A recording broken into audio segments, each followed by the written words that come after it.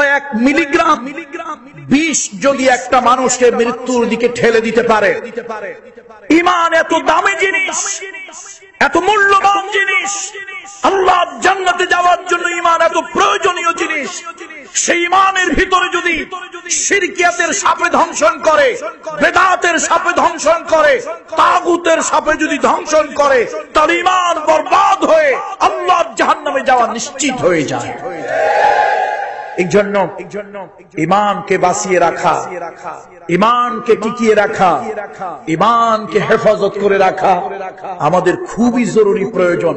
উদাহরণটা আমি সাধারণ সাদামাঠা ভাবে এই জন্য দিলাম যাতে করে এখানে অনেক ধরনের লোক আছেন, সকলেরই বুঝে আসে। আলহামদুলিল্লাহ যুবক ভাইরা আসছেন, আরো আসতেছেন। আপনারা যদি দাঁড়িয়ে না থেকে, আমি কিন্তু খুব লম্বা কথা বলবো না, প্রথম দিন কথা কি খুব লম্বা হবে? আপনারা না দাঁড়িয়ে থেকে অমুসলিম ভাইও যদি আসেন কোনো সমস্যা নাই, কোরআনের মাহফিলে আপনি আমাদের পাশে বসতে পারবেন। আল্লাহর মেহেরবানি, আপনি একজন অমুসলিম হলেও আমাদের পাশে বসলে কেউ আপনাকে লজ্জা দেবে না, খারাপ চোখে তাকাবে না, বাঁকা চোখে তাকাবে না, অসম্মানজনক চোখে আপনার দিকে তাকাবে না। যে কোনো ধর্মের ভাই, যে কোনো ধর্মের বন্ধু আমাদের পাশে বসতে পারেন। সব চিন্তা, সব আদর্শ, সব মতের মানুষ কোরআনের মাহফিলে বসতে পারবেন। কোরআন মানুষের মস্তিষ্কে, কোরআন মানুষের হৃদয়ে জ্ঞানের আলো জ্বালিয়ে দেয়। কোরআন মানুষের হৃদয়ে, কোরআন মানুষের মস্তিষ্কে হেদায়েতের আলো প্রজ্বলিত করে। আর এই হেদায়েতের আলো যদি কারো জ্বলে যায়, তার জিন্দেগি সফল হয়ে যায়, তার জিন্দেগি আল্লাহর জান্নাত মুখী হয়ে যায়। বলুন আলহামদুলিল্লাহ। সুতরাং দাঁড়ানো ভাইরা অনেকক্ষণ কষ্ট হবে, আপনারা মেহেরবানি করে সম্ভব হলে বসে পড়ুন। বাদর খেলা, সাপ খেলায় দাঁড়ায় দাঁড়ায় দেখা যায় কোরআনের মাহফিল, কোরআনের সম্মান আছে, ইজ্জত আছে। বসে বসে দেখবেন, শুনবেন, এটাই আমি প্রত্যাশা করছি।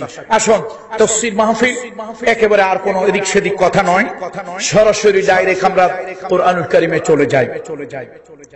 আমি কোরআনুল কারীমের 3 নম্বর সূরা, সূরাটার নাম হলো আলে ইমরান। এই সূরার 10ম রুকু থেকে 101, 102, 103 এই 3 টুকরা আয়াতে মুকাদ্দাসা আমি তেলাওয়াত করেছি। কোরআনুল কারীম পৃথিবীতে এক সমৃদ্ধ ভাষা। কোরআনুল কারীম অবতীর্ণ হয়েছে এক সমৃদ্ধ ভাষা, আরবি ভাষায়। যেই ভাষার মতো এত উচ্চাঙ্গের ভাষা পৃথিবীতে দ্বিতীয় আর কোনটা নাই। সে আরবি ভাষায় অবতীর্ণ কোরআন আমরা ব্যাখ্যা, বিশ্লেষণ, তাফসীর করতেই থাকবো। দিন শেষ হয়ে যাবে, রাত শেষ হয়ে যাবে, কিন্তু কোরআনের কথা শেষ হবে না। সুবহানাল্লাহ পড়ুন। তাহলে সবার মনে রাখার জন্য বলুন তো কোন সূরা থেকে তেলাওয়াত করেছি? আলে ইমরান 3 নম্বর সূরা। এর কত নম্বর রুকু? 10 নম্বর রুকু থেকে 101, 102, 103, 11 রুকু থেকে আমরা তেলাওয়াত করছি, পড়ছি। সম্মানিত উপস্থিতি, আল্লাহ তাআলা সূরা আলে ইমরান রাসূলুল্লাহ সাল্লাল্লাহু আলাইহি ওয়াসাল্লামের উপরে অবতীর্ণ করলেন। এই সূরা আলে ইমরান মুহাম্মদুর রাসূলুল্লাহ সাল্লাল্লাহু আলাইহি ওয়াসাল্লামের উপর অবতীর্ণ হলো মদিনা মুনাওয়ারায়। কোরআনুল কারীমের 3টা সূরা হলো ক্ষুদ্র সূরা, কনিষ্ঠ সূরা, আর 7টি সূরা হলো বৃহৎ সূরা, বড় সূরা। এই 7টি বড় সূরার মধ্যে একটি সূরা হলো সূরা আলে ইমরান। সুবহানাল্লাহ। 200 আয়াত। কোরআনুল কারীমের ভিতরে আল্লাহ তাআলা বলেন, وَلَقَدْ آتَيْنَاكَ سَبْعًا مِنَ الْمَثَانِي وَالْقُرْآنَ الْعَظِيمِ।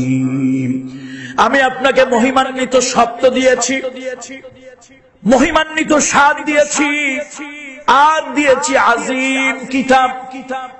বিভিন্ন তাফসীর ঘাটাঘাটি করে, বিভিন্ন তাফসীর পড়াশোনা করে, স্টাডি করে যেটা বুঝতে পারলাম, আল্লাহ তাআলা মুহাম্মদুর রাসূলুল্লাহর উপরে মহিমান্বিত বরকতপূর্ণ স্বাদ দিয়েছেন। সেই স্বাদ হলো কোরআনুল কারীমের বড় বড় 7টি সূরা। বলুন সুবহানাল্লাহ। আর কোন মুফাসসিরিনরা বলেছেন না, এখানে সাবউল মাসানি দিয়ে আল্লাহ তাআলা সূরা ফাতিহার সপ্ত আয়াতকে আল্লাহ তাআলা বুঝিয়েছেন। মুহাদ্দিসিন মুফাসসিরিন যা বলেছেন উভয় সঠিক। মহিমান্বিত সপ্ত আয়াত আল্লাহ তাআলা সূরা ফাতিহা দিয়েছে, যেটা বিভিন্ন রোগ শোক বালা মুসিবতের ঝাড় ফুঁকের কাজে লাগে, যেটা অত্যন্ত বরকতপূর্ণ। আবার মহিমান্বিত আল্লাহ তাআলা বৃহৎ 7টি সূরা দিয়েছেন, সূরা বাকারা, সূরা আলে ইমরান, সূরা আনআম, এই যে বড় বড় সূরাগুলো। সুতরাং 7টা বড় বৃহৎ সূরার একটি সূরা হলো সূরা আলে ইমরান। এই সূরার 11 রুকু থেকে আমরা শুরু করছি। সম্মানিত উপস্থিতি, কোরআনের মুজিজা হলো আলোচনা শুরু হবে কিন্তু আলোচনা শেষ করা যাবে না। দেখুন আলে ইমরান, ইমরানের পরিবার, আরবিতে আল এবং আহাল দুটি হলো সম অর্থবোধক শব্দ। আলেরও অর্থ যা, আহালেরও অর্থ তা, কিন্তু একটু পার্থক্য আছে। আচ্ছা, বাংলায় কয় আকারে তা আর বয়শূন্য র কি হয় বলুন তো? তার, তৃতীয় পুরুষ বোঝানোর জন্য তার।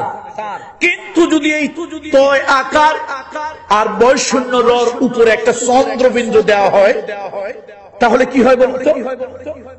তার। বাংলায় যখন সম্ভ্রান্ত, উচ্চ বংশ, কৌলিন্য, মর্যাদাশীল অথবা সামাজিক অবস্থান আছে, পরিচিতি আছে, এইরকম কোন বিশেষ ব্যক্তিকে বোঝানোর জন্য তয় আকারের উপরে একটা চন্দ্রবিন্দু দেওয়া হয়। আপনারা বোধহয় কোনোদিন দেখেন না এইটা। একটু না কথা বললে বুঝবো কেমনে যে আপনারা দেখছেন। তয় আকারের উপরে কোনদিন কি কোন চন্দ্রবিন্দু আপনারা দেখেছেন বাংলা লেখায়? বলুন দেখেছেন? তাহলে তার আর তার, এই যে চন্দ্রবিন্দু দিয়ে একটু টেনে বলা, একটু নাকে বাজিয়ে বলা, তয় চন্দ্রবিন্দু থাকলে সম্ভ্রান্ত, আভিজাত্যপূর্ণ, কৌলিন্য, সোশ্যাল স্ট্যাটাস, সামাজিক একটা অবস্থান মর্যাদা আছে, এমন ব্যক্তিকে বোঝানো হয়। দেখুন, আপনারা যারা রাজনীতি করেন, এটা কোরআনের মাহফিল, সব দলের লোককে শিক্ষা দেওয়া কোরআনের দায়িত্ব। আপনারা যারা রাজনীতি করেন, যে যে দলের করেন ওইটা বিষয় না, বিষয় হলো রাজনীতি যারা করেন কোরআন থেকে আপনারা একটু শিক্ষা নিতে পারেন, আল্লাহ থেকে শিক্ষা গ্রহণ করতে পারেন। আপনারা যারা রাজনীতি করেন, প্রতিপক্ষের উপরে অপছন্দের হলে, প্রতিপক্ষ ভিন্ন মতের লোক হলে এমন ভাষা তার সামনে বা তার সম্পর্কে ব্যবহার করেন, শয়তানও মাঝে মাঝে কানের মধ্যে আঙ্গুল ঢুকায়, আমি শয়তান হইলে কি হবে, এত নিকৃষ্ট ভাষা আমি ব্যবহার করতে পারতাম। কোরআনুল কারীমের ভিতরে আল্লাহ তাআলার সুন্নাত, আল্লাহর সিস্টেম দেখেন। আল এবং আহাল, আল এবং আহাল সমর্থবোধক শব্দ, কিন্তু আল শব্দটা সম্ভ্রান্ত লোকদের জন্য ব্যবহার হয়। আল্লাহ তাআলা কোরআন শরীফের ভিতরে ফেরাউনের ব্যাপারে যতবার আল্লাহ বলেছেন, ফেরাউন যদিও আল্লাহ দুশমন, ফেরাউন যদিও ধর্মের দুশমন, ফেরাউন যদিও মানবতার দুশমন, ফেরাউন ছিল এক জালিম, ফেরাউন ছিল এক ডিক্টেটর, ফেরাউন ছিল এক স্বৈরবাদী শাসক, জনগণের মতের বিরুদ্ধে ক্ষমতার মসনদকে দীর্ঘমেয়াদী দখল করে জনগণের উপর একটা ত্রাসের রাজত্ব কায়েম করেছিল। সেই ফেরাউনের ক্ষেত্রে আল্লাহ কোরআন শরীফে যতবার বলেছে, একবারও আল্লাহ তাআলা ফেরাউনের ক্ষেত্রে আহালু ফেরাউন বলেনি, আলে ফেরাউন বলেছে। অর্থাৎ আল্লাহ তাআলা দুশমন হলেও আল্লাহ তাআলা তার শানে অসম্মানজনক কোন শব্দ ব্যবহার আল্লাহ তাআলা করেননি। তাহলে বোঝেন এবার আল্লাহর রুচি কত উন্নত। চিৎকার দিয়ে বলুন আল্লাহু আকবার। তাহলে সব দলের ভাইরা কি এই শিক্ষাটা কোরআন থেকে নিতে পারি না যে ভিন্ন কোন মতের লোক হলেই আমরা তার সম্পর্কে কোন অশালীন বাক্য ব্যবহার করা, অশালীন শব্দ প্রয়োগ করা, অমার্জিত শব্দ ব্যবহার করা, অশোভন শব্দ তার সামনে ব্যবহার করা, এটা উচিত নয়। তার কারণ পাত্রে যা আছে ঢাললে তাই পড়বে। পাত্রে যদি মধু থাকে ঢাললে কি পড়বে? পাত্রে যদি দুধ থাকে ঢাললে কি পড়বে? পাত্রে যদি বিষ থাকে ঢাললে পড়বে কি? বিষ পড়বে। সুতরাং আল্লাহ তাআলা, আল্লাহু আকবার, আল্লাহু আকবার। আমার অমুসলিম ভাইরা, যদি মাইকের আওয়াজ কেউ শুনে থাকেন, আপনারা শুনুন আল্লাহ তাআলার কোরআনের কি উন্নত রুচিশীল শব্দ চয়ন, যে আল্লাহ তাআলা তার দুশমনের ক্ষেত্রেও অসম্মানজনক অভদ্রস্থ শব্দ আল্লাহ তাআলা প্রয়োগ, বলুন প্রয়োগ। তাহলে আমরা যদি কোনো মানুষের সাথে শব্দ ব্যবহার করি, ভদ্রচিত শব্দ ব্যবহার করব না অভদ্রচিত শব্দ ব্যবহার করব? এটা মনে রাখবেন। কোরআনের তাফসীর থেকে শিক্ষা নিয়ে যাবেন। শুধু উপস্থিত হলেন আর আবেগে দুই একটা গরম গরম কথার স্লোগান দিয়ে বাড়ি চলে গেলেন, এতে কোনো লাভ হবে না। কোরআনের মাহফিলে, তাফসীরের মাহফিলের আসার উদ্দেশ্যই হলো কোরআন থেকে শিক্ষা নিয়ে বাস্তব জীবনে, ব্যক্তি জীবনে তা প্রয়োগ করা।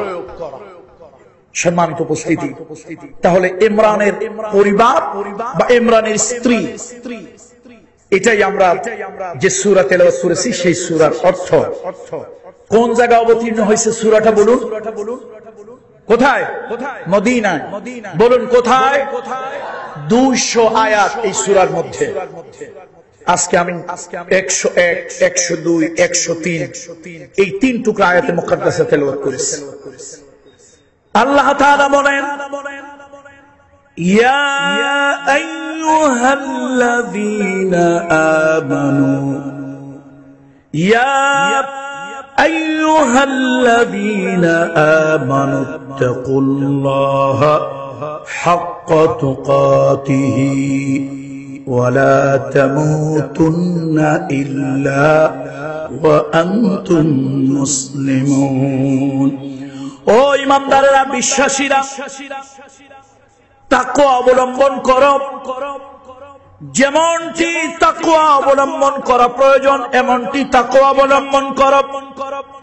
ওয়ালা তামুতুন্না, আর তোমরা মৃত্যু বরণ করিও না, ইল্লা ওয়া আনতুম মুসলিমুন, তবে হ্যাঁ মুসলমান হয়ে মরো। ও বিশ্বাসীরা, ইমানদারেরা, তাকওয়া অবলম্বন করো যেমনটি করা দরকার, আর মরিও না মুসলমান না হয়ে। এটা হলো প্রথম আয়াতের অনুবাদ। ইমানদার কারা?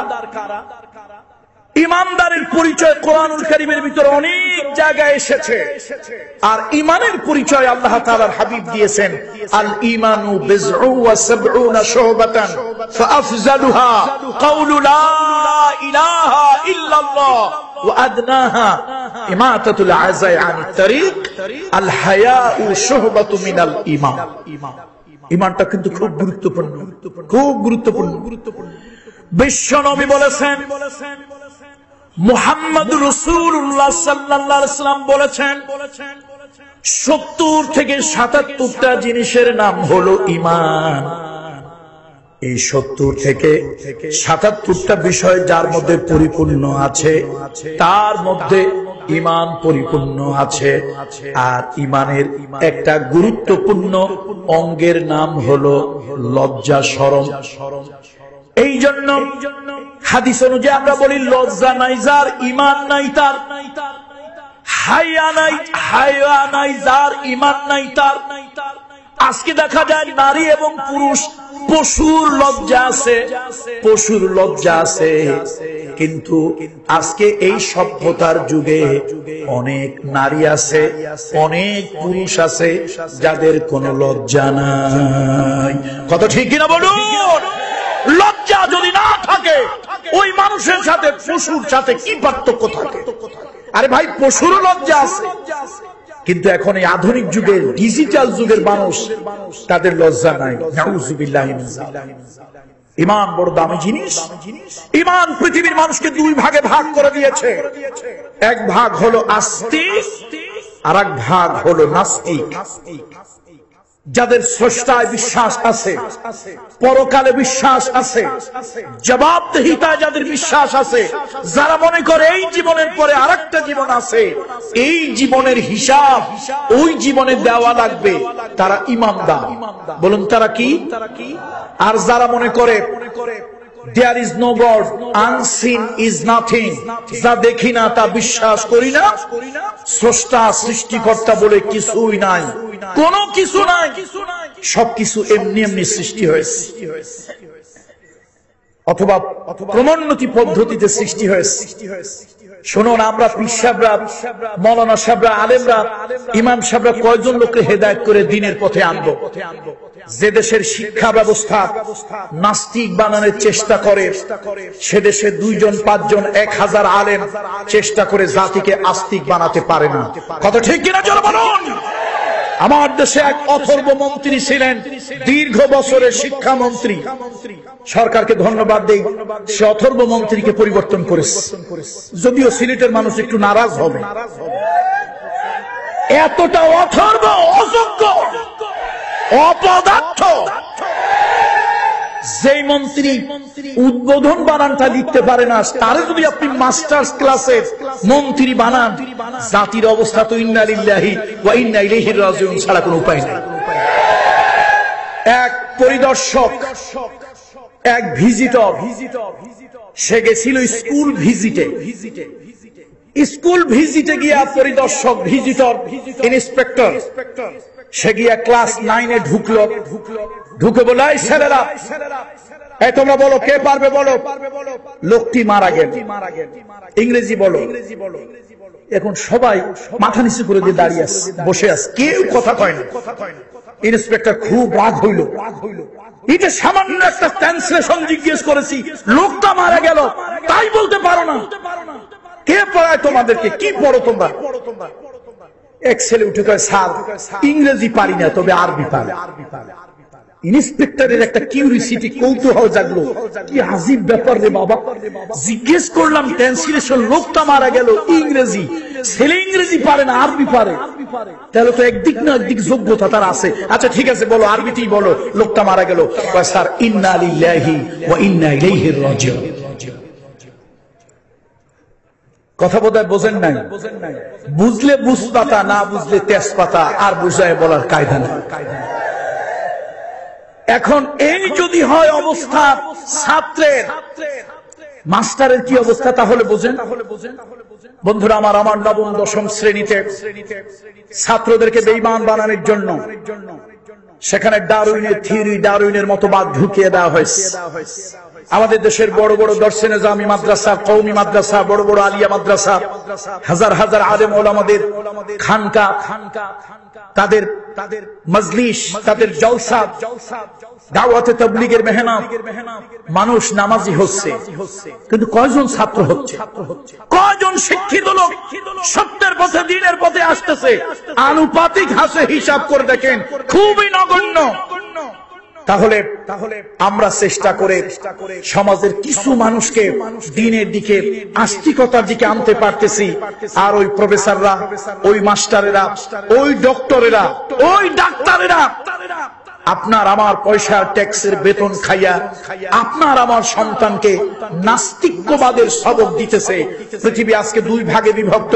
যারা পরকাল, স্রষ্টা, সৃষ্টিকর্তা, আল্লাহ যারা বিশ্বাস করে, গড, লর্ড, সেরিশার, সাস্টেইনার, মাস্টার যারা বিশ্বাস করে, ওরা আস্তিক।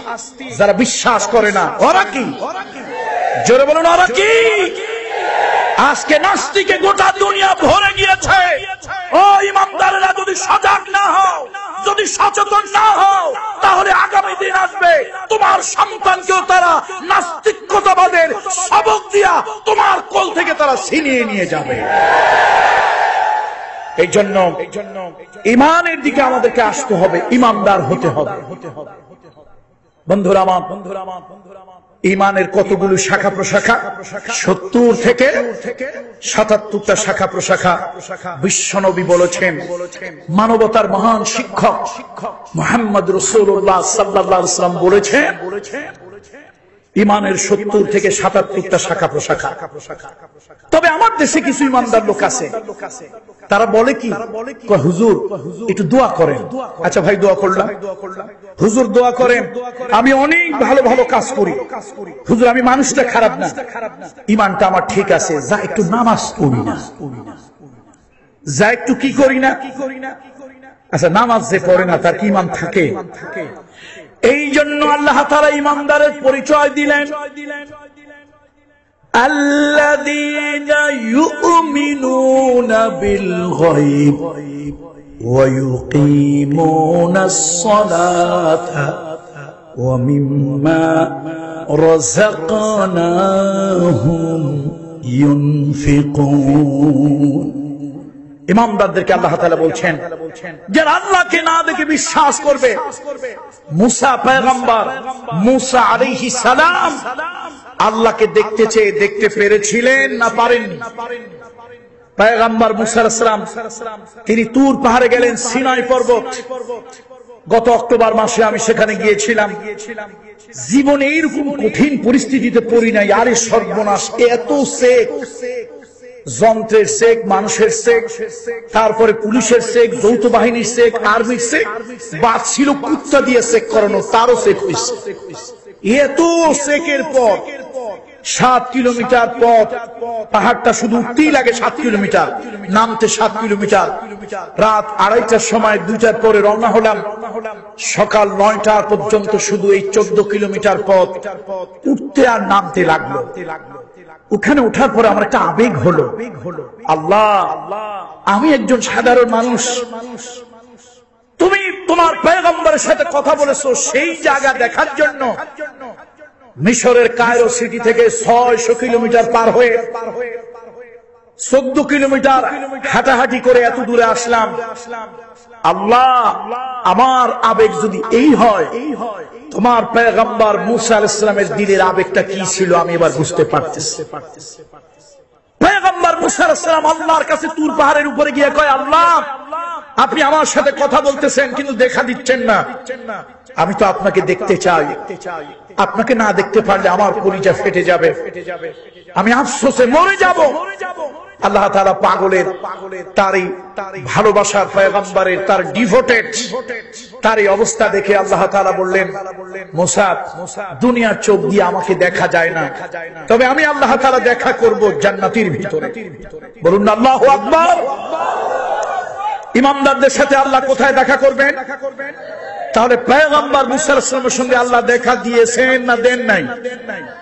নবী মুসা আলাইহিস সালামকে আল্লাহ দেখা দিলেন না, আর তুমি পায়খানা করে ঠিক মতো পানি খরচ করো না, দাঁড়ায় দাঁড়াইয়া টয়লেটে গিয়ে ব্রাশ ফায়ার করো, তোমার মতো নাস্তিক আর তোমার মতো মুরতাদের সাথে দেখা দিবে আল্লাহ। কত বড় সাহস পাগলের! বলে কি, আনসিন ইজ নাথিং, যা দেখি না, স্রষ্টারে দেখি না তাই বিশ্বাস করি না। বন্ধুরা আমার, আমরা অনেক কিছুই দেখি না কিন্তু তারপরও তা বিশ্বাস করি। অনেক কিছু দেখি না, তারপর আমরা কি করি বলো? বিশ্বাস করি। এই জন্য ইমানের দাবি অনেকগুলো, আর ইমানের প্রথম দাবি হলো কালেমা। এই যে যেমন আজকে আমাদের এক ভাই তাওহীদ পড়ার জন্য এসেছেন, 80 বছরের একজন বৃদ্ধ মানুষও যদি জবান দিয়ে আল্লাহ তাওহীদকে স্বীকার করে, অন্তরে যদি বিশ্বাস করে, কাজে যদি পরিণত করে, তাহলে তার 80 বছরের গুনাহ খাতা একবারই কালেমার কারণে সব মাফ হয়ে যায়। মান ক্বালা লা ইলাহা ইল্লাল্লাহ গুফিরা লাহু মা তাকাদ্দামা মিন যামবিহি আও কামা ক্বালা আলাইহিস সালাতু ওয়াস সালাম। সুতরাং ঈমান 3 জিনিসের নাম। একটা হলো জবান দিয়ে উচ্চারণ করা, আর একটা হলো দিলে বিশ্বাস করা, আর একটা হলো কাজে পরিণত করা।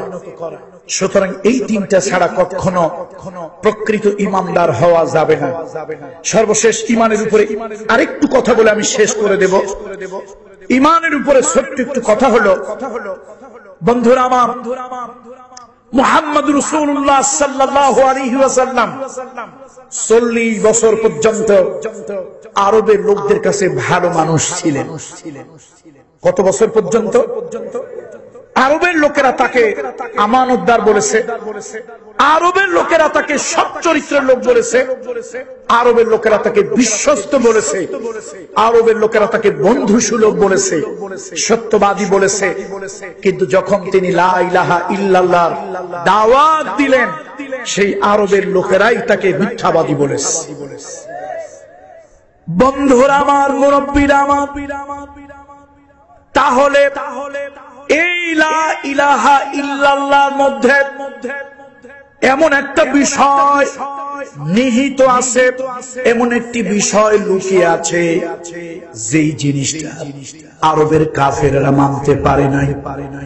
সুতরাং আজকে আমরা যারা লা ইলাহা ইল্লাল্লাহ জিকির করি, আমরা আসলে না বুঝে জিকির করি, দিলে বিশ্বাস না করে জিকির করি। প্রকৃত লা ইলাহা ইল্লাল্লাহ যদি আমরা বুঝতে পারতাম, নূহ আলাইহিস সালাম লা ইলাহা ইল্লাল্লাহ দাওয়াত দিয়েছে, 950 বছর পর্যন্ত জাতি বিরোধিতা করেছে। হযরত ইব্রাহিম আলাইহিস সালাম দাওয়াত দিয়েছে লা ইলাহা ইল্লাল্লাহ, গোটা জাতি তার বিরুদ্ধে চলে গিয়েছে। একটা প্রতিষ্ঠিত সরকার, নমরুদের সরকার, তার বিপক্ষে চলে গিয়েছে। এমনকি তার জন্মদাতা পিতাও তার বিরুদ্ধে চলে গিয়েছিল। হযরত মুসা আলাইহিস সালাম লা ইলাহা ইল্লাল্লাহ দাওয়াত দিলেন, গোটা জাতি ফেরাউন সহ তার বিরুদ্ধে চলে গেল। ঈসা আলাইহিস সালাম তিনিও লা ইলাহা ইল্লাল্লাহ দাওয়াত দিলেন, জাতি তার বিরুদ্ধে অনেক ধরনের অত্যাচার নির্যাতন করলো। আমার নবী আপনার নবী, আমার নবী আপনার নবী মানবতার মহান শিক্ষক, দো জাহানের সর্দার, যার মতো উন্নত পুত পবিত্র শ্রেষ্ঠ চরিত্র আর কারো হবে না। সেই নবীও যখন লা ইলাহা ইল্লাল্লাহ দাওয়াত দিয়েছেন, সেই নবীও হাজারো বাধার মুখোমুখি হয়েছেন। কত ঠিক কিনা বলুন? তাহলে হয় আমরা লা ইলাহা ইল্লাল্লাহ বুঝি না, এই কারণেই আমাদের অবস্থাই হয়েছে। লা ইলাহা ইল্লাল্লাহ দাওয়াত আমি দিলে লোকেরা কয় যে পীরজাদা, ফরিদপুর, মাদারীপুর, টেকেরহাট আসছে, একটু কমলা দাও, আঙ্গুর দাও, বেদানা দাও, ঘরে নিয়ে খাওয়াও, হাদিয়া দাও, একটু আরাম করে এসিটা ছেড়ে দাও, শোয়ার ব্যবস্থা করে দাও। অথচ এই লা ইলাহা ইল্লাল্লাহ দাওয়াত পয়গম্বররা দিয়েছেন, নির্যাতনের স্টিম রুলার তাদের উপরে পড়েছে, অনেককে তারা হত্যা করেছে, শুলে চড়িয়েছে, করেছে, অনেককে দেশ থেকে নাগরিকত্ব ক্যান্সেল করে বিতাড়িত করে দিয়েছে। তাহলে লা ইলাহা ইল্লাল্লাহ খালি পড়বেন না, একটু বুঝে শুনে পড়বেন। তিন জিনিস লা ইলাহা ইল্লাল্লাহ মুখে পড়া লাগবে, অন্তরে বিশ্বাস করা লাগবে, আর কাজে পরিণত করা লাগবে। না হলে কিন্তু আপনি নাম কাওয়াস্তে মুমিন হবেন, বাস্তবিক অর্থে আপনি মুমিন হতে পারবেন না। এবার আসুন 2 নম্বরে হলো তাকওয়ার কথা বলি। আল্লাহ তাআলা তাকওয়া অর্জন করার জন্য বললেন, কোরআন শরীফের ভিতরে আল্লাহ তাআলা তাকওয়ার কথা অনেকবার বললেন। তাকওয়া কাকে বলে? এই তাকওয়ার অনেক ব্যাখ্যা। এই মজলিসে, এই মাঠে আমি তাকওয়ার ব্যাখ্যা দিয়েছিলাম। আজকে একটা নতুন কথা বলবো। তাকওয়া কাকে বলে? হযরত আলী রাদিয়াল্লাহু তাআলা আনহু বলেছেন, 4 জিনিসের নাম হলো তাকওয়া। কয় জিনিসের নাম তাকওয়া? 4টা জিনিসের নাম তাকওয়া। এটা বুঝাইলে আপনারা বুঝবেন, না হলে সারা রাত যদি আমি তাকওয়া তাকওয়া বলি আপনারা তো বুঝবেন না। শুনুন, এক এলাকায় বন্যার পানিতে ভেসে আসছে একটা ঢেকি। ঢেকি চিনেন নাকি? বড় লেখার লোকেরা কি ঢেকি চিনে? জিও মাঝে মাঝে আমার দুই একটা ভাষা যে কেন শিখেন না, আমি কিন্তু চেয়ারম্যান সাহেবের কাছে এই ইউনিয়নের নাগরিকত্ব চেয়েছি, জানি না দেবেন কিনা। ভালোবাসা যখন দেন নাগরিকত্ব দিয়ে দেন। সিলেটের মানুষ আলেম ওলামাদের প্রতি একটা আলাদা মোহাব্বত। তাহলে আপনারা ঢেকি চিনেছেন, এক এলাকায় বন্যা পানিতে ভেসে এলো একটা ঢেকি। এখন ওই অঞ্চলের লোক আবার জিন্দেগিতে ঢেকি দেখে নাই। এখন তারা চিন্তা করলো বিষয়টা কি, এটা আমাদের এলাকায় বন্যার পানিতে কি ভেসে আসলো, এটা কি বালা না মুসিবত, রোগ না শোক, আযাব না গজব, জিনিসটা সবাই খুব দুশ্চিন্তায় পড়ে গেল। ঢেকি যে একটা সিম্পল জিনিস, ওদের কাছে এত কঠিন কেন? জিন্দেগিতে এই জিনিস কোনোদিন দেখে নাই। এরপরে এলাকার লোকজন খুব দুশ্চিন্তায় পড়ে গেল। শেষে একজন বলল, শোনো, আমাদের গ্রামে একজন মুরব্বী আছে, বুদ্ধিজীবী আছে, তার কাছে যাও, সেইটা বলে দিতে পারবে জিনিসটা কি। সবাই মিলে গিয়ে গ্রামের ওই বুদ্ধিমান লোকটার কাছে গেল, গিয়ে বলল, শোনেন, বন্যার পানিতে যেন কি একটা ভেসে আসছে। এখন কেউ আমরা জিনিসটা চিনতে পারতেছি না, জিনিসটা কি, এটি কি কোনো বিপদ না আপদ, বালা না মুসিবত, রোগ না শোক, আযাব না গজব, তা তো কিচ্ছু বুঝতে পারতেছি না। চলে না। বেচারা আসলো, অনেকক্ষণ পর্যন্ত খুঁটে খুঁটে দেখলো, দেখার পর একটু কাঁদলো, এরপর একটু হাসলো। লোকেরা তো সাংঘাতিক ভয় পেল, আল্লাহ, যা ভাবছিলাম তার থেকেও বোধহয় বড় কোনো গজব হবে। না হইলে লোকটা আসলো, অনেকক্ষণ দেখলো, এরপরে কাঁদলো, তারপরে কি করলো, হাসলো। ব্যাপারটা এবার লোকেরা জিজ্ঞেস করলো, দেখেন, আপনি একা একা দেখলেন, চিন্তা ভাবনা করলেন, কি বুঝলেন? আমরা তো কিছু বুঝলাম না। শোন, আমি অনেকক্ষণ ধরে দেখলাম আর কাঁদলাম এই জন্য যে তোর একটা সাধারণ জিনিসটাই বুঝিস না, বুঝতে পারিস না। তো আমি যখন দুনিয়ায় থাকবো না, মরে যাব, তোদের অবস্থা কি হবে? তোরা কেমনে দুনিয়া চালাবি? এটা সাধারণ বিষয়, তাই তোরা বুঝতে পারিস না। এই দুঃখে আমি কাঁদলাম। তো হাসলেন কেন? বলে, লজ্জার কথা কি বলবো, আমি নিজেও অনেকক্ষণ চিন্তা করে দেখলাম জিনিসটা যে কি তা আমি নিজেও বুঝি না, আমি নিজেও বুঝি নাই। আসলে ব্যাপারটা একদম সিম্পল ম্যাটার, কিন্তু সমস্যাটা হয়েছে না বোঝার কারণে। এখন সারা রাত যদি আমি তাকওয়া তাকওয়া বলি, আপনারা চিন্তা করবেন যে আনসারী সাহেব তো তাকওয়ার কথা বললো, তাকওয়া জিনিসটা কি? সাইয়্যিদুনা আলী, কলিজার থেকে শ্রদ্ধা নিয়ে সকলে পড়েন রাদিয়াল্লাহু তাআলা আনহু। সাইয়্যিদুনা আলী 7 জিনিসের নাম তাকওয়া বলেছেন। কয় জিনিস? সাইয়্যিদুনা আলী বলেন, আত-তাকওয়া হিয়া খাউফুম মিনাল জালিল ওয়াল আমালু বিত-তানজিল ওয়াল কিনাআতু বিল কলিল ওয়াল ইস্তি'দাদু লিয়াউমির রহিম। সাইয়্যিদুনা আলী বলেন, শোনো, 4 জিনিসের নাম হলো তাকওয়া। 4 জিনিসের নাম হলো তাকওয়া। প্রথম হলো মহামহিম আল্লাহ তাআলার ভয়, মস্তিষ্কের ভিতরে, জেহেনের ভিতরে, কলবের ভিতরে আল্লাহ তাআলার ভয় ঢুকিয়ে দাও। 2 নম্বরে হলো আল্লাহ তাআলা যা অবতীর্ণ করেছেন সেই অনুযায়ী আমল করো। 3 নম্বরে হলো তোমার লোভ কমিয়ে দাও, যার লোভ বেশি তার পাপ বেশি, আর যার পাপ বেশি তার তাকওয়া কম। আর 4 নম্বরে হলো এই দুনিয়া চিরদিন থাকার জায়গা নয়, এই দুনিয়া চিরদিন থাকার জায়গা নয়, এই দুনিয়া ছেড়ে তোমাকে একদিন চলে যেতে হবে। ওই যাওয়ার জন্য তুমি প্রস্তুতি গ্রহণ করো। সুবহানাল্লাহ। সাইয়্যিদুনা আলী কয় জিনিসের নাম তাকওয়া বলেছে? 7 জিনিসের নাম। বন্ধুরা শোনো, মানুষকে যদি পাল্টাতে চান, সমাজ যদি পাল্টাতে চান, আল্লাহর ভয় ছাড়া মানুষ পাল্টানো যাবে না, সমাজ পাল্টানো যাবে না।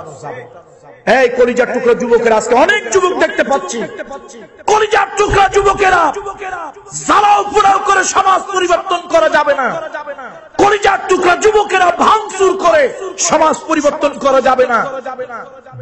মদ, গাঁজা, ইয়াবা ইত্যাদির নেশায় ডুবে থেকে তাস, পাশা, জুয়া খেলে এ সমাজ পাল্টানো যাবে না। সমাজ যদি পাল্টাতে চাও, গঠনমূলক চরিত্রের অধিকারী হও। এই জন্য আমরা রাসূলুল্লাহ সাল্লাল্লাহু আলাইহি ওয়াসাল্লামের আদর্শের হাতিয়ার দিয়ে এই সমাজটাকে পরিবর্তন করতে চাই। সাইয়্যিদুনা আলী বলেছেন, চারটা জিনিসের নাম হলো তাকওয়া। প্রথম হলো মহামহিম আল্লাহ তাআলার ভয় অন্তঃকরণের মধ্যে ঢুকিয়ে দাও, জেহেনের ভিতরে ঢুকিয়ে দাও, দেখবে মানুষ পরিবর্তন হয়ে গেছে। ছোট্ট একটা বাচ্চা, বাচ্চাটার নাম হলো আব্দুল কাদের জিলানী। বাচ্চাটার নাম কি? আব্দুল কাদের জিলানী। অল্প বয়সে বাচ্চাটা হাফেজে কোরআন এবং অনেকগুলো হাদিস মুখস্থ করেছে। এখন মায়ের ইচ্ছা হলো উচ্চতর শিক্ষা দেওয়ার জন্য তাকে বড় মাদ্রাসায় পাঠাবে। ওই যুগে প্রাচ্য এবং পাশ্চাত্যের মধ্যে একটা উল্লেখযোগ্য দ্বীনি প্রতিষ্ঠান ছিল মাদ্রাসায়ে নিজামিয়া। এটা বাগদাদে। কোথায় বলুন তো? বাগদাদে মাদ্রাসায়ে নিজামিয়াতে মা চিন্তা করলো এই ছোট্ট মাসুম বাচ্চাটাকে পড়তে, পড়ালেখা করতে ওই জায়গায় পাঠাবে। মা সব কিছু প্রস্তুত করতে লাগলেন। ছেলেটা এতিম, বাবা নাই, এতিম। এই ছেলের জন্য মা সব কিছু প্রস্তুত করতে লাগলেন। কখন ওই বাগদাদের লোক পাবে, ওই লোকদের সাথে মা দিয়ে দেবেন। ছোট মানুষ তো আর একা একা বাগদাদে যেতে পারবে না। যাওয়ার সময় মা বললেন, তোমার কোটের মধ্যে 40টি আশরাফি, আশরাফি মানে স্বর্ণ মুদ্রা, 40টি আশরাফি তোমার কোটের মধ্যে দিয়ে দিয়েছি। যখন প্রয়োজন হবে ওখান থেকে কিছু নিয়ে নিয়ে তুমি খরচ করবে। যাওয়ার সময় মা দুটি সবক শিক্ষা সন্তানকে দিলেন। একটি হলো, শোনো, কশিন কালো কখনো মিথ্যা বলবেন। মিথ্যা হলো সব পাপের মূল, মিথ্যা হলো সব পাপের মা। 2 নম্বরে, কখনো যদি বিপদ আপদ বালা মুসিবতে পড়ে যাও, আল্লাহর উপরে আস্থা রাখবে, ভরসা রাখবে। এই দুটি সবক সন্তান ছোট্ট মাসুম বাচ্চাকে মা দিয়ে দিলেন। একটা ব্যবসায়ী কাফেলা বাগদাদে রওনা হয়েছিল। মা জননী ওই কাফেলার সাথে এই ছোট্ট ইনোসেন্ট বাচ্চাটাকে দিয়ে দিলেন।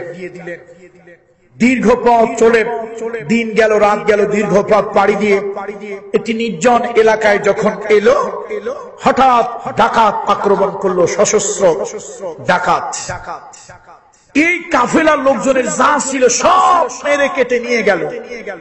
ছোট্ট একটা ছেলে, গায়ে সুন্নতি জামা, মাথায় সুন্নতি টুপি, চেহারাটা দেখলেই মনে হয় যেন আদর করি, মনে হয় যেন একটা ফেরেশতা ফেরেশতা ভাব, ইনোসেন্ট। এই চাইল্ডটাকে দেখে ডাকাতের একজন লোক একটু ঠাট্টা তামাশা করে বলল, তোমার কাছে কিছু আছে নাকি? ছোট্ট বাচ্চা যদি মাশাআল্লাহ টুপি মাথায় দেয়, সুন্দর সুন্নতি পাঞ্জাবি গায়ে দেয়, সুন্নতি ড্রেস পরে, কি ভালো লাগে না আপনাদের কাছে? মজা লাগে না? ছোট্ট বাচ্চা সবাই দেখে খুব স্নেহ করলো। বলো, তোমার কাছে কিছু আছে নাকি? বাচ্চা বললো, হ্যাঁ আছে। কি আছে তোমার কাছে? বলে, আমার কাছে 40টি আশরাফি আছে। ডাকাত অবাক হয়ে গেল, বলে কি এই ছেলের কাছে 40টা আশরাফি? এবার ডাকাত তন্ন তন্ন করে খুঁজে বেড়ালো। 40টি আশরাফি তো দূরের কথা, একটা কানা করিও খুঁজে পেল না। ডাকাত খুব রাগ হলো। ছোট্ট মানুষ মিথ্যা কথা বলো, এই বয়সে মিথ্যা কথা বলো শিখে গিয়েছে। ছেলে বলল, না আমি মিথ্যা বলি না, আমার মায়ের নিষেধ। তুমি যে বললে তোমার কাছে আশরাফি আছে, এই কথা বলতে বলতে ডাকাতের সর্দার চলে এলো। কি হয়েছে দেখেন, এত সুন্দর একটা পবিত্র মাসুম বাচ্চা, এই বয়সী মিথ্যার অভ্যাস হয়ে গেছে। সে আমাদেরকে ধোঁকা দেওয়ার জন্য বলে তার কাছে 40টি আশরাফি আছে, অথচ তন্ন তন্ন করে খুঁজে বেড়ালাম, আশরাফি তো দূরের কথা, একটি কানা কড়িও তার কাছে খুঁজে পেলাম। ডাকাতের সর্দার খুব রাগ হলো। বাচ্চাকে যখন কৈফিয়ত জানতে চাওয়া হলো, বাচ্চা বলল আমি মিথ্যা বলি না। এই বলে কোট বের করলো, 2 আস্তিনের বগলের নিচে মা গোপনে অত্যন্ত নিপুণ হাতে সেলাই করে 40টি আশরাফি 2 বগলের নিচে মা রেখে দিয়েছে। সেলাই খুলে যখন আশরাফি গুলো পার করলো, ডাকাতের চোখ সারা বড় হয়ে গেল, ডাকাত অবাক হয়ে গেল। আর তুমি কি পাগল? মানুষ ডাকাত দেখলে ভয়তে তার মূল্যবান জিনিস লুকিয়ে রাখে, মিথ্যা বলে, আর তোমার কাছে এতগুলো আশরাফি, তুমি কেন এই কথা বললে? উল্টো বাচ্চা বালক বলল, তুমি কেন জিজ্ঞেস করলে? বলে আমি তো জিজ্ঞেস করছি ঠাট্টা করে, তুমি একটু মিথ্যা বললেই তো পারত। বললো না, আমার মা মিথ্যা বলতে নিষেধ করেছে। ডাকাতের সর্দার বলল, তোমার মা তো এখানে নাই, তুমি মিথ্যা বললে তো তোমার মা দেখতো না। ছেলেটা বলল, শোনো, আমি যদি মিথ্যা বলি আমার মা দেখবেন না, কিন্তু আমার মায়ের যিনি রব, আমার যিনি রব ওই আল্লাহ তাআলা, যে আল্লাহ তাআলা আলিমুল বিযাতিস সুদূর, যে আল্লাহ তাআলা আলিমুল গায়ব, ওই আল্লাহ তাআলা সব দেখবেন, সব জানেন।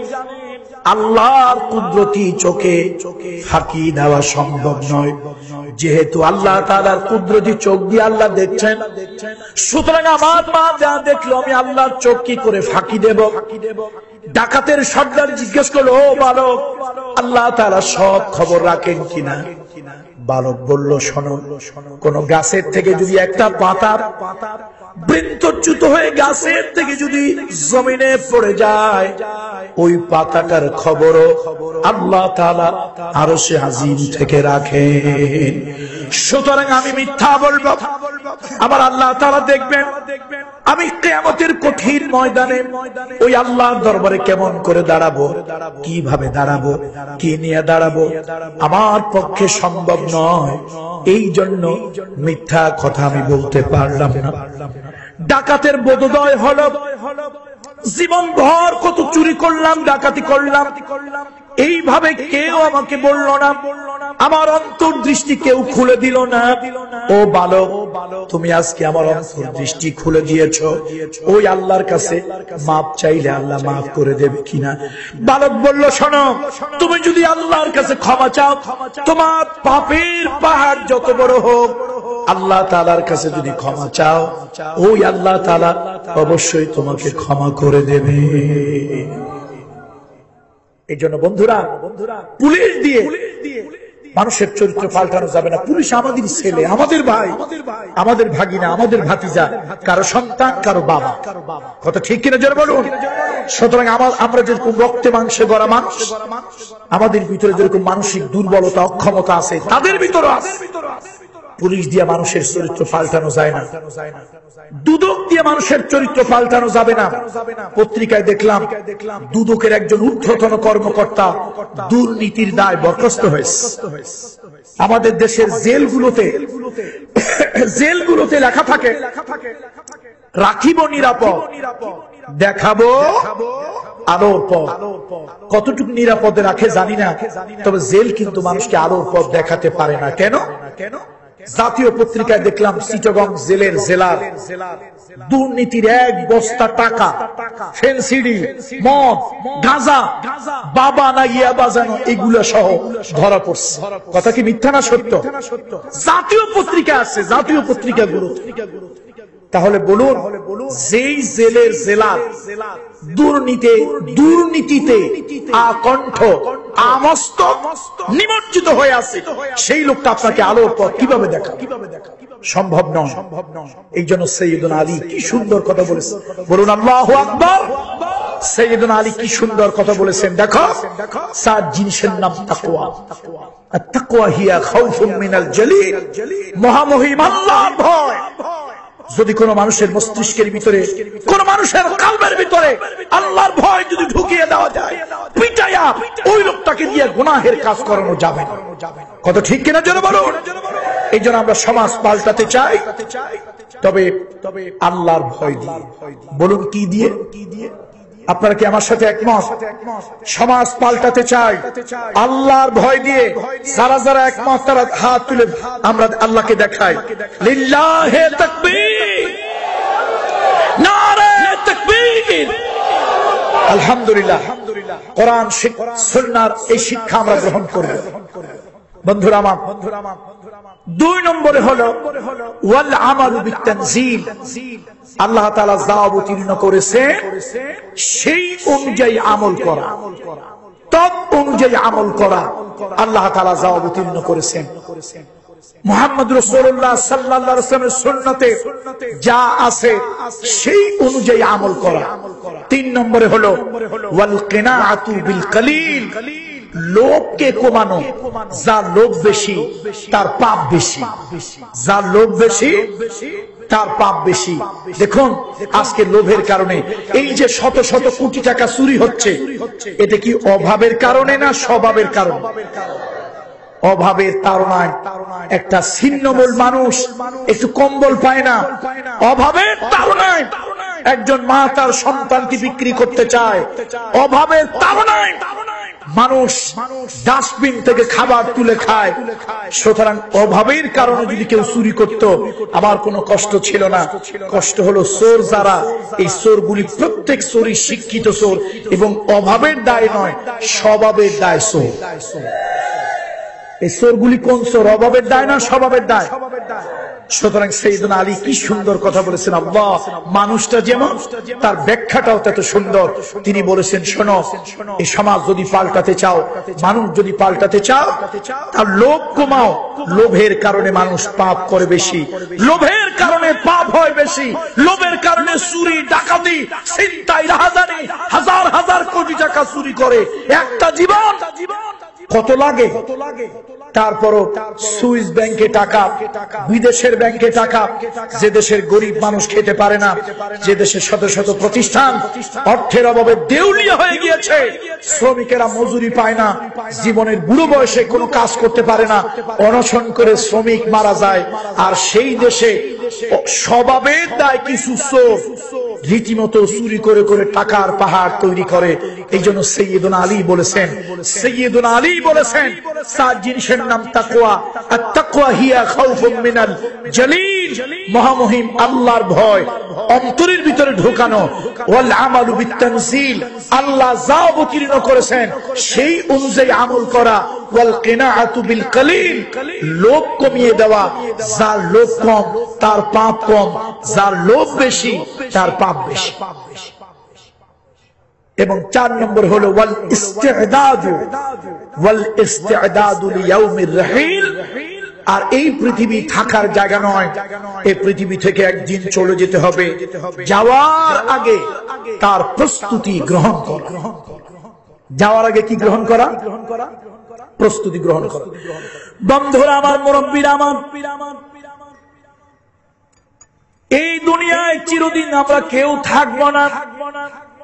রাজা বলেন, বাদশাহ বলেন, আমির বলেন, ফকির বলেন, ধনী বলেন, গরিব বলেন, কালো বলেন, ফর্সা বলেন, এই দুনিয়ায় আমরা চিরদিন কেউ থাকতে পারবো না। সুতরাং দুনিয়া থেকে যাওয়ার আগে ওই পরকালের জন্য প্রস্তুতি যারা গ্রহণ করে তারা হলো মুত্তাকি। ও আমার সুজানগর উপজেলার, সুজানগরের ভাইরা, বড়লেখা উপজেলার মুরব্বীরা, ভাইরা, মনে রাখবেন এই জীবনের মূল্য তখন হবে আপনি যখন মুত্তাকি হবেন। আপনি দুনিয়ায় টাকাওয়ালা, পয়সাওয়ালা, ধন দৌলতওয়ালা হলেন, জীবনের 4 পয়সার মূল্য নাই, 4 পয়সার মূল্য নাই। আপনি যখন মুত্তাকি হবেন আপনার জীবনের মূল্য বেড়ে যাবে। সুবহানাল্লাহ। এরপরে হলো ওয়ালা তামুতুন্না ইল্লা ওয়া আনতুম মুসলিমুন। তোমরা মরিও না, তবে মরতেই যদি হয় মুসলমান হয়ে মরো। এখন আমার যুবকেরা আমার বিরুদ্ধে একটা ব্লেম দেবে, হুজুর এই ওয়াজ আপনি করবেন? আরে তো আমাদের অনেক আগের কথা জানা, আমরা তো মুসলমান বাপ দাদার আমল থেকে। না, আমি জানি বাপ দাদার আমল থেকে মুসলমান। শুনুন, মাস্টারের সন্তান মাস্টার হয় না, ডাক্তারের ছেলে ডাক্তার হয় না, অ্যাডভোকেটের ছেলে অ্যাডভোকেট হয় না, প্রফেসরের ছেলে প্রফেসর হয় না, যদি মাস্টারের ছেলে লেখাপড়া করে, সার্টিফিকেট অর্জন করে, অভিজ্ঞতা অর্জন করে, সে মাস্টার হতে পারে। যদি ডাক্তারের ছেলে লেখাপড়া করে, সার্টিফিকেট অর্জন করে, অভিজ্ঞতা অর্জন করে, ডাক্তারি করতে পারে। অ্যাডভোকেট অথবা ব্যারিস্টারের ছেলে যদি সার্টিফিকেট অর্জন করে, অভিজ্ঞতা অর্জন করে এবং এরপরে সে যদি প্র্যাকটিস করে, আমরা তাকে অ্যাডভোকেট, ব্যারিস্টার বলতে পারি। ও মুসলমানের বাচ্চা, ও মুসলমানের সন্তান, যদি মাস্টারের ছেলে মাস্টার না হয়, ডাক্তারের ছেলে ডাক্তার না হয়, ইঞ্জিনিয়ারের ছেলে যদি ইঞ্জিনিয়ার না হয়, তাহলে মুসলমানের সন্তান মুসলমান হয়। কে বলেছে তোমাকে? মুসলমান তো সেই হতে পারে আল্লাহর বিধানের সামনে যে নিজেকে আত্মসমর্পণ করে দেয়, আল্লাহর বিধানের সামনে যে নিজেকে সঁপে দেয়, সেই তো মুসলমান। কমপ্লিট সারেন্ডার টু অলমাইটি আল্লাহ। দেখেন না ইব্রাহিম খলিলুল্লাহ 90 বছরের বুড়ো মানুষ, একটা বাচ্চা আল্লাহ দিয়েছে। দুইটা বিবাহ করার পরে আল্লাহ বাচ্চা দিয়েছে কলিজার মধ্যে। এই কলিজাটা যতটুকু, বাচ্চার মায়া ততটুকু। রাতের বেলা স্বপ্ন দেখলেন এই ছোট্ট মাসুম ইনোসেন্ট বাচ্চাটাকে সহ তার স্ত্রীকে এমন একটা জায়গায় রেখে আসছেন যেখানে মানুষ নাই, জন নাই, গাছ নাই, পালা নাই, ঘর নাই, দরজা নাই, বিশ্রাম নেওয়ার মতো একটা ছায়া নাই। আল্লাহর পয়গম্বর ইব্রাহিম খলিলুল্লাহ সকালবেলা স্ত্রীকে বললেন তৈরি হও। বিবি বাচ্চাটাকে নিয়ে তৈরি হলেন। এবার ঘোড়ার পিঠে অথবা উটের পিঠে আরোহণ করলেন। একবারের জন্য ওই বাহনটাকে বললেন না তুমি এই দিকে ওই দিকে যাও। আমাদের কোন গাড়িতে উঠে বলি ড্রাইভারকে জুরি যাব অথবা বড় লেখা যাব, যেই দিকে বলবো সেই দিকে যাবে। আল্লাহর পয়গম্বর ইব্রাহিম খলিলুল্লাহ একবারের জন্য ওই বাহনটায় উঠে পথ বললেন না এই দিকে না ওই দিকে যাও, বরং তার কাছে গিয়ে কানে সামনে গিয়ে বললেন আমার আল্লাহ তাআলা যেই জায়গা আমাকে ইশারা করেছেন ওই জায়গা আমাকে নিয়ে যাও। মালিকের কাছে তিনি ফরিয়াদ করলেন বারে ইলাহি, আপনার ইচ্ছা যেখানে আমাকে আপনি পৌঁছে দেন সেখানে। ওই শাম সিরিয়া থেকে দীর্ঘ দিন মাস পার হইয়া বিশাল বড় ফাঁকা একটি জায়গা, ওই জায়গাটার নাম হলো ফারাব। ফারাব নামক জায়গায় তিনি গেলেন। যাওয়ার পরে তার মনে হলো যেমন জায়গা স্বপ্ন দেখেছিলেন ওমন জায়গায় তিনি চলে আসছেন। এবার বিবিকে বললেন তুমি নামো। হযরত হাজেরা অবাক হয়ে গেল। স্বামী কোন মুসাফির যখন বিশ্রাম করে, যেখানে মানুষ আছে সেখানে বিশ্রাম করে, যেখানে ছায়া আছে সেখানে বিশ্রাম করে, যেখানে পানি আছে সেখানে বিশ্রাম করে, এমন একটি জায়গায় নামতে বললেন। পানি নাই, মানুষ নাই, জন নাই, গাছপালা বৃক্ষ তরুলতা নাই, যতদূর দৃষ্টি যায় জনমানবহীন এলাকা, এমনকি রৌদ্রের মধ্যে ছায়া দেওয়ার মতো কোন একটু কিছু নাই। এমন জায়গায় কেন নামবো? ইব্রাহিম খলিলুল্লাহ কিচ্ছু বললেন না। তিনি ভাবলেন আল্লাহ আমাকে এই জায়গায় স্বপ্ন দেখিয়েছিলেন, নিশ্চয় এই জায়গায় আল্লাহ তাআলার কোন পরিকল্পনা আছে। আল্লাহ তাআলা এখানে হয়তো তার ঘর এই জায়গা নির্মাণ করবেন। ইব্রাহিম খলিলুল্লাহ বিবিকে রাখলেন। সামান্য একটু পানি ছিল মস্কে, অল্প কিছু খাবার ছিল, ওইটা দিয়া তিনি রওনা হলেন। বিবি হাজেরা জিজ্ঞেস করলো স্বামী এই জায়গায় আমার এই মাসুম বাচ্চাটা সহ কেন আপনি রেখে যাচ্ছেন? ইব্রাহিম খলিলুল্লাহর কলিজার তন্ত্রীগুলো ছিঁড়ে যায়, হৃদয়ের তন্ত্রীগুলো ছিঁড়ে যায়। তারপরও তিনি কোনো কথা বলেন না, একবারের জন্য পিছনের দিকে ফিরে তাকান না। বিবি হাজেরা আবার জিজ্ঞেস করলো স্বামী কি অপরাধ করলাম আমি, কি অপরাধ করলো এই মাসুম বাচ্চা? ইব্রাহিম খলিলুল্লাহ চোখ দিয়ে যেন বন্যার পানি আসবে, তারপরও পিছনের দিকে ফিরে তাকায় না। যদি সন্তানের মুখের দিকে তাকাই, স্ত্রীর চেহারার দিকে তাকাই, দিলের মধ্যে মায়া এসে যাবে, আল্লাহর হুকুম পালন করতে পারবো না। আল্লাহর ইশারা পালন করতে পারবো না। তিনি সামনের দিকে এগিয়ে যাচ্ছেন। আবার জিজ্ঞেস করলো, স্বামী গো, আমি না হয় অন্যায় করেছি, এই মাসুম বাচ্চাটা কি করেছে? ইব্রাহিম খলিলুল্লাহর কলিজা ছিঁড়ে যায়, তারপরও বলেন না, পিছনের দিকে ফিরে তাকান না। এবার বিবি হাজরা বললেন, স্বামী আপনি যে আমাকে এখানে রেখে যাচ্ছেন, এইটা কি আল্লাহ তাআলার ইচ্ছা কিনা? এবার তিনি পিছনের দিকে ফিরে তাকালেন, দুই চোখের দুই ফোঁটা তপ্ত অশ্রু গড়িয়ে পড়ল। দুই চোখের দুই ফোঁটা তপ্ত অশ্রু গড়িয়ে পড়লাম। শুধু এতটুকু বললেন, বিবি আমি যা করলাম আমার নিজের কোনো ইচ্ছা খেয়ালিপনা নয়, ওই আল্লাহ তাআলার ইশারায় আমি করলাম। বিবি হাজেরার ঈমান আল্লাহর উপরে কত মজবুত, কত শক্ত। বলল, স্বামী আপনি চলে যান, যে আল্লাহ তাআলা এই মাসুম বাচ্চাটা সহ এই জনমানবহীন এলাকায় আমার মতো একজন অসহায় নারীকে রাখার জন্য বলছেন, ওই আল্লাহ তাআলা আমাদেরকে না খাওয়ায় মারবেন না। ইব্রাহিম আলাইহিস সালাম চলে গেলেন। আপনি আর আমি যদি হইতাম, ওই স্বপ্ন দেখার পর হাজার ব্যাখ্যা তালাশ করতাম, অনেক ধরনের ব্যাখ্যা করতাম, কিন্তু পয়গম্বর ইব্রাহিম আলাইহিস সালাম, আল্লাহ বলেছিলেন আসলিম, ও ইব্রাহিম আত্মসমর্পণ করো। তিনি বলেছিলেন আসলামতু লিরাব্বিল আলামিন, আকাশ এবং জমিনের যিনি মালিক, ওই মালিকের কাছে আমি পুরোপুরি আত্মসমর্পণ করলাম।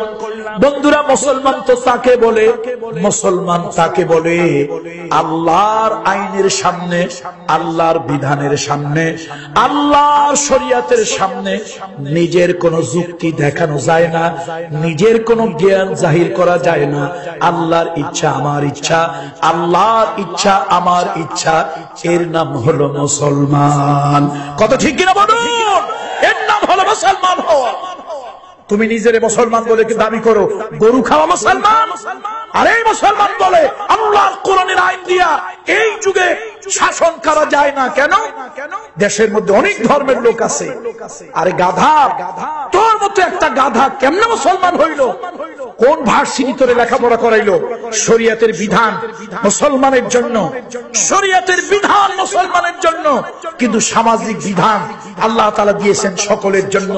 হিন্দু, বৌদ্ধ, খ্রিস্টান, উপজাতি, নন মুসলিম, মাইনরিটি, কোন মানুষের উপরে ইসলামের সামাজিক বিধান, আল্লাহর শরীয়তের সামাজিক বিধান তার উপরে কষ্টের নয়, বরং শান্তি, কল্যাণের, তার উপরে মানবিক। সুতরাং আল্লাহ তাআলা এই কোরআন দিলেন মানুষকে বিধান দেওয়ার জন্য, ফয়সালা করার জন্য। ওমান লাম ইয়াহকুম বিমা আনজালাল্লাহু ফাউলাইকা হুমুজ জালিমুন ফাউলাইকা হুমুল ফাসিকুন ফাউলাইকা হুমুল কাফিরুন। আল্লাহ দিলেন তার বিধান দিয়ে ফয়সালা দেওয়ার জন্য। আর তোমরা এই কোরআনকে মরার বাড়ির খতমের কিতাব বানিয়েছো, তাবিজ লেখার কিতাব বানিয়েছো, এই কিতাবটাকে ঘরে তাকে রাখার তোমরা পুস্তক বানিয়েছো। আর তেলাওয়াত করো, চোখে লাগাও, কপালে লাগাও, আর বলো আমরা তো কোরআনকে অনেক মহব্বত করি। কি মহব্বত করতেছো তা আল্লাহ জানে। আল্লাহ তাআলা, মুসলমান তো সেই ব্যক্তি নিজের ইচ্ছা, নিজের সত্তা, নিজের স্বাধীনতা, নিজের ব্যক্তিত্ব আল্লাহর কাছে বিলীন করে দেওয়া, আল্লাহর কুদরতি কদমের সামনে পুরোপুরি বিকিয়ে দেওয়ার নাম হলো মুসলমান। দেখেন, বুড়ো মানুষ, আল্লাহ একটা বাচ্চা দিয়েছে, সেই বাচ্চাটা বড় হয়েছে। একদিন বাপ স্বপ্ন দেখতেছে আল্লাহর সন্তুষ্টির জন্য ছেলেটারে জবা করতেছে। মুসলমান কারে বলে? আপনি আর আমি হইলে এই স্বপ্নের হাজার ব্যাখ্যা করতাম, এই আলেমের কাছে যাইতাম, ওই আলেমের কাছে যেতাম, সেই আলেমের কাছে যেতাম, কোন হুজুর পক্ষে কথা বলে। দেখেন না, বউ তালাক দিয়ে 3 হুজুরের কাছে গেছে, হুজুর মাথা তো ঠিক ছিল না, শেষে বউরে তো 3 তালাক বলেই ফেলছি, এখন কি করা যায়? হুজুর কয় না, করা টরার কিছু রাস্তা নাই। তুমি মিয়া রাগ হইছে একটু গালাগালি করতা, দূরে সরে যেতা, রাগ করে 3 দিন 4 দিন 6 দিন দূরে থেকে আসতা, বউ কেন তালাক দিলা? রাগের সাথে তালাকের কি সম্পর্ক?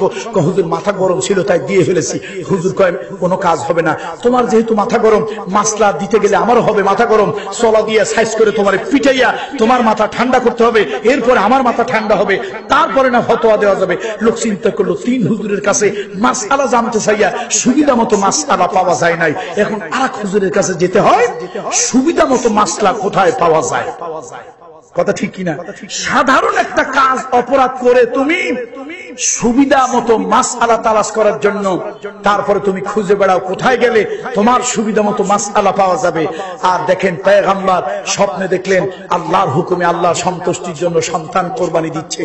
আপনি আর আমি হইলে অনেকগুলো এর মধ্যে রাস্তা খুঁজতাম যে এখানে ছেলে কোরবানি দেওয়ার অর্থ হলো ছাগল কোরবানি দেওয়া, ছেলে কোরবানি দেওয়ার অর্থ হলো উট কোরবানি দেওয়া, ছেলে কোরবানি দেওয়ার অর্থ হলো নিজের ইচ্ছা স্বাধীনতাকে কোরবানি দেওয়া। হাজার ব্যাখ্যা করতাম। ইব্রাহিম আলাইহিস সালাম কোনো ব্যাখ্যা টাখ্যা করেন নাই, এর নাম হলো মুসলমান। কোন ব্যাখ্যায় যায় নাই। বিবির কাছে গিয়ে বলেছে ছেলেকে সাজায় দাও, আমি একটু নিয়ে তাকে বের হব। চিন্তা করলেন বুড়ো মানুষ, ছেলেটাকে কি জোরাজুরি করে জবা করতে পারবো?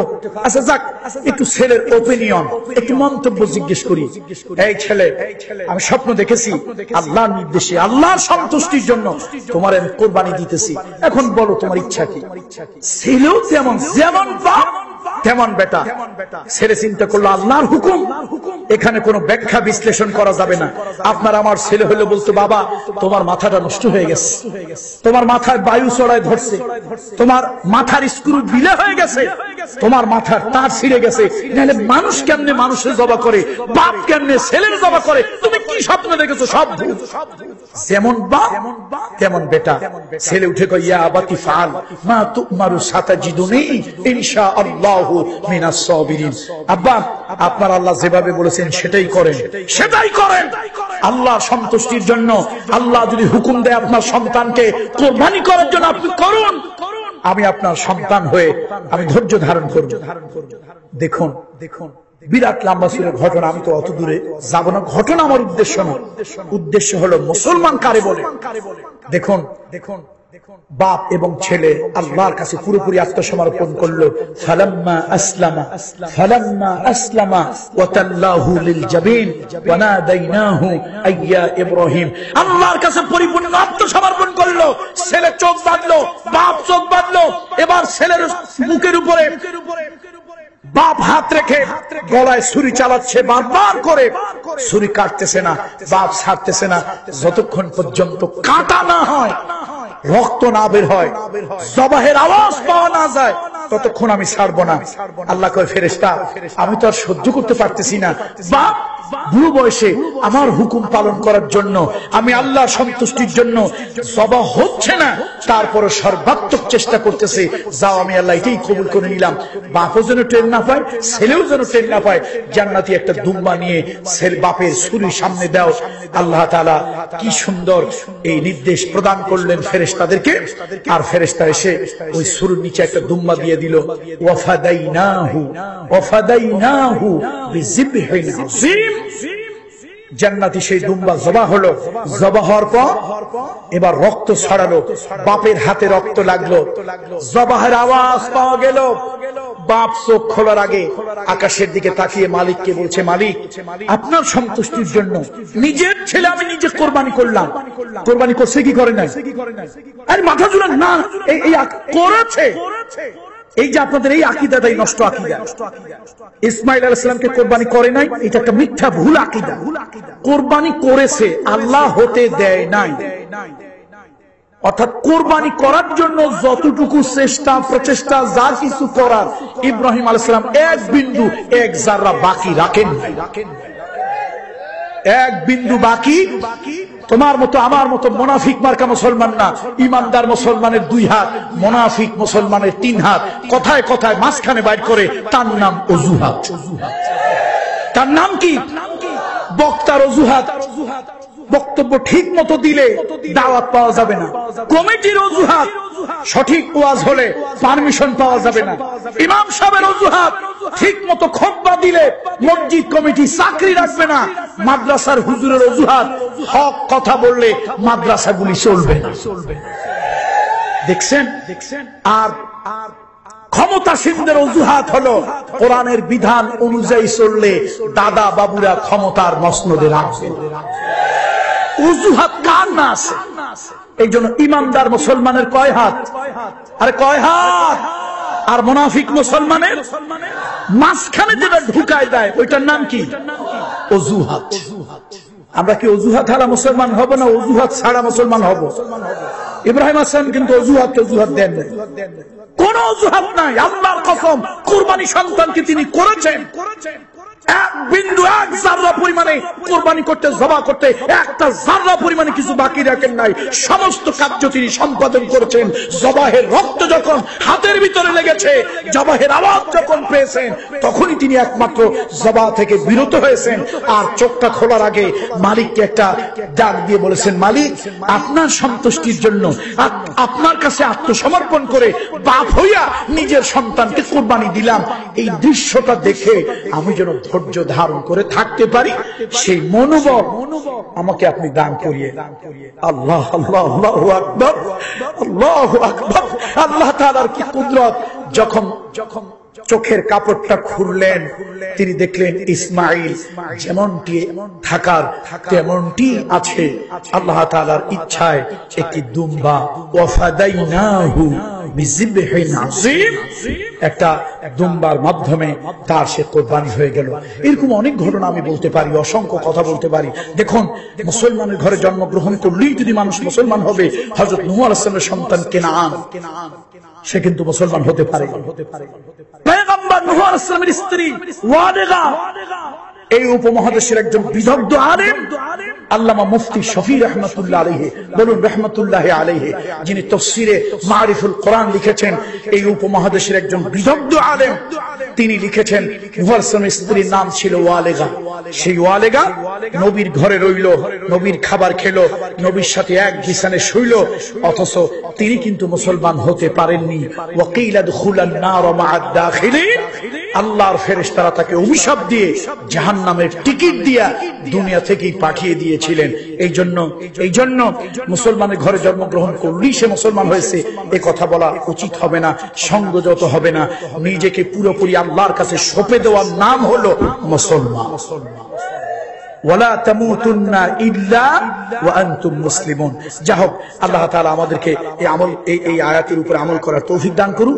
আরেকটা বিষয়, যে শুধু অনুবাদ বলে আল্লাহ তাআলা বলেন, শোনো, ওয়াতাসিমু বিহাবলিল্লাহি জামিআ ওয়া লা তাফাররাকু, তোমরা আমার কোরআনের রশিকে, কয় রশি?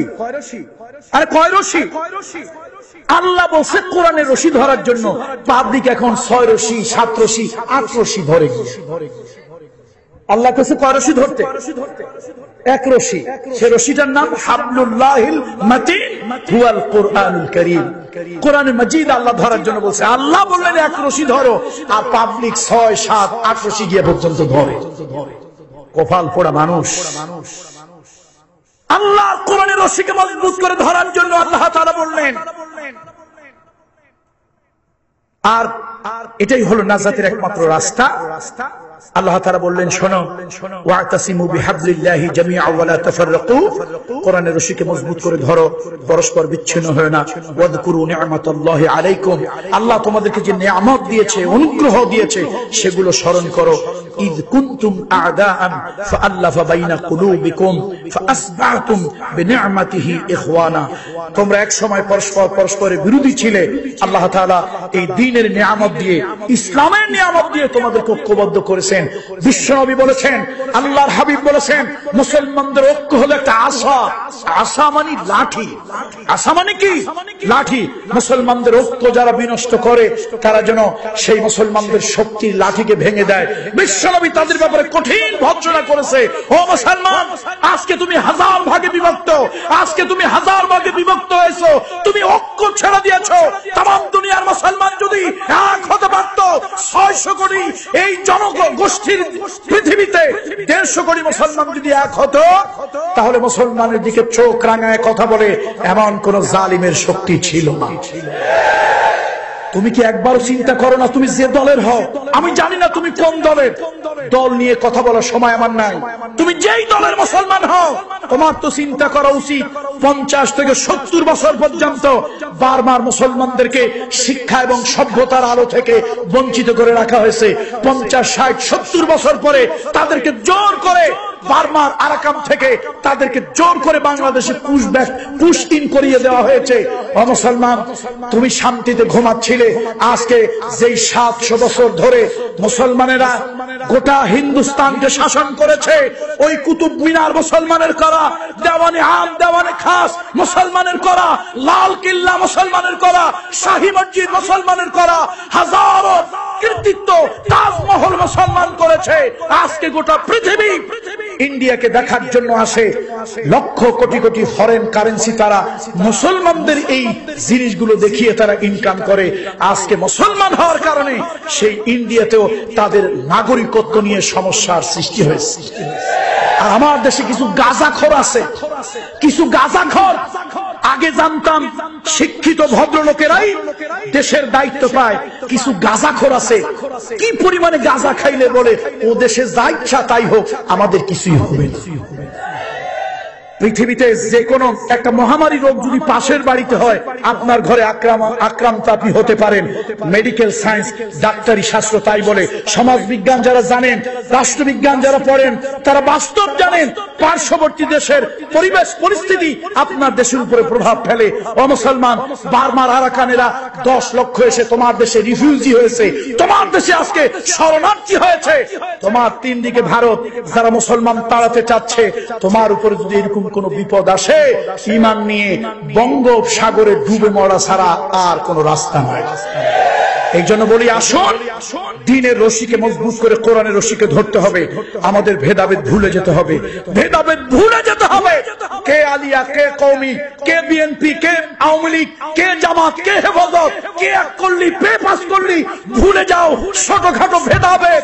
ঈমানের দৃষ্টিতে, তাওহীদের দৃষ্টিতে, আল্লাহ রাসূলের রিসালাতের দৃষ্টিতে ঐক্যবদ্ধ যদি হও, तमाम পৃথিবী আবার তোমার কাছে এসে মাথা নত করতে বাধ্য হবে। জোরে বলুন ঠিক কিনা?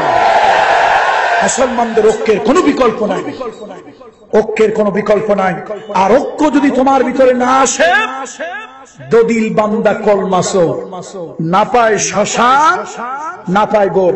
যদি মুনাফিক মার্কা মুসলমান হও, তাহলে কিন্তু পৃথিবীর কোন জায়গায় তুমি জায়গা পাবা না, পৃথিবীতে তোমার জন্য সংকীর্ণ হয়ে যাবে। এই জন্য আসুন ভেদাভেদ ভুলে যাই, হাতে হাত রাখি। ভেদাভেদ ভুলে যাই, হাতে হাত রাখি, কাঁধে কাঁধ রাখি, বুকে বুক মিলাই। আমরা এক স্লোগান দেই, আমরা বিশ্বনবী মুহাম্মদ সাল্লাল্লাহু আলাইহি ওয়াসাল্লামের উম্মত, আমরা আল্লাহর হাবিবের উম্মত, আখিরি পয়গম্বরের উম্মত। আমরা আল্লাহর তাওহীদে বিশ্বাস করি, বিশ্বনবীর রিসালাতে বিশ্বাস করি।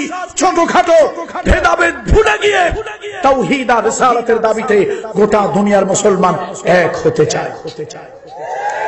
সাদা হোক কালো হোক, মুসলমান আমার ভাই। আমার রক্ত কাটলে যেরকম লাল রক্ত বের হয়, শরীর কাটলে আমার আফ্রিকা, নাইজেরিয়া, ইথিওপিয়া, ইরিত্রিয়া, সোমালিয়ার একজন কালো মুসলমানের গাও কাটলে ঠিক একই রক্ত বের হয়। বিশ্বনবী বলেছেন, গোটা দুনিয়ার মুসলমান এক দেহ, এক প্রাণ, এক দেহ এক প্রাণ, একটা জিসম, একটা দেহ, একটা বডি। সুতরাং আপনার বডির পায়ে আঘাত লাগলে আপনার চোখে পানি আসে, আপনার বডির হাতে আঘাত লাগলে চোখে পানি আসে, আপনার হৃদয়ে ব্যথা অনুভব হয়। ও মুসলমান, তোমার পায়ে যদি আঘাত লাগে, চোখে যদি পানি আসে, তাহলে বিশ্বের কোন এক প্রান্তের তোমার মুসলমান ভাই যখন আক্রান্ত হয়, তোমার হৃদয় কেন কাঁদে না আমার বুঝে আসে। এই জন্য আসুন এই ঐতিহ্যবাহী সুজানগর সমাজ কল্যাণ পরিষদ সুজানগর আজকে প্রথম দিনের মাহফিলে উদাত্ত আহ্বান সকলকে রাখছে, আসুন ভেদাভেদ ভুলে যাই, কুনু ইবাদাল্লাহি ইখওয়ানা। আমরা মুসলমান, আল্লাহর নিয়ামত, কোরআন পেয়েছি, হাদিস পেয়েছি, নবী পেয়েছি, আমরা ঐক্যবদ্ধ হয়ে যাই, এক হয়ে যাই। আল্লাহ তাআলা আমাদেরকে সে তৌফিক দান করুন। সর্বশেষ আল্লাহ তাআলা যেই আমাদেরকে যে নির্দেশটা আল্লাহ তাআলা দিয়েছেন, তোমাদের ভিতরে একটা সম্প্রদায় হবে, ওয়ালতাকুম মিনকুম উম্মাতুন ইয়াদউনা ইলাল খায়র, তোমাদের ভিতরে একটা দল গোষ্ঠী হবে যারা সৎ কাজের দিকে আদেশ করবে, অসৎ কাজে বাধা প্রদান করবে, আর এরাই হচ্ছে উলাইকা হুমুল মুফলিহুন, এরাই হচ্ছে সফল কাম। সুতরাং আল্লাহ আমাদেরকে সফল কাম বলেছেন। নির্বাচনে জয়ী হতে পারলে সফল, সে কথা বলেন নাই। টাকাওয়ালা হতে পারলে সফল, সে কথা বলেন নাই। লন্ডন প্রবাসী হলে সফল, সে কথা বলেন নাই। 2টা বিল্ডিং এর মালিক হলে সফল, এ কথা বলেন নাই।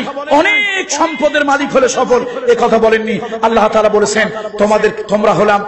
তোমাদের ভিতরে একটা জনগোষ্ঠী হবে যারা সৎ কাজের আদেশ দেবে, অসৎ কাজে নিষেধ করবে, বাধা প্রদান করবে, আর এই কাজ যারা করবে তারাই হবে সফল। আজকে যুব সমাজের কাছে এই মুরব্বীদের কি দিয়ে সমাজ পাল্টানো যাবে না? বুড়ো মানুষ দিয়ে সমাজ পাল্টানো যাবে? আর জোর বলেন, বুড়ো মানুষ দিয়ে সমাজ পাল্টানো যাবে? বুড়ো মানুষ দিয়ে সমাজ পাল্টানো যাবে না, সমাজ পাল্টাতে হবে যুবকদেরকে দিয়ে। ও যুবকেরা, কলিজার টুকরো যুবকেরা, তোমাদের কাছে রাসূলের সে আহ্বান ডাকলাম, সত্যের পথে দাওয়াত দিতে হবে, অসৎ কাজে বাধা প্রদান করতে হবে। আর এই অসৎ কাজে বাধা প্রদান, সৎ কাজের আদেশের মাধ্যমেই আমরা একটা সুসংগঠিত মুসলিম বিশ্ব গড়ে তুলব। বলুন ইনশাআল্লাহ।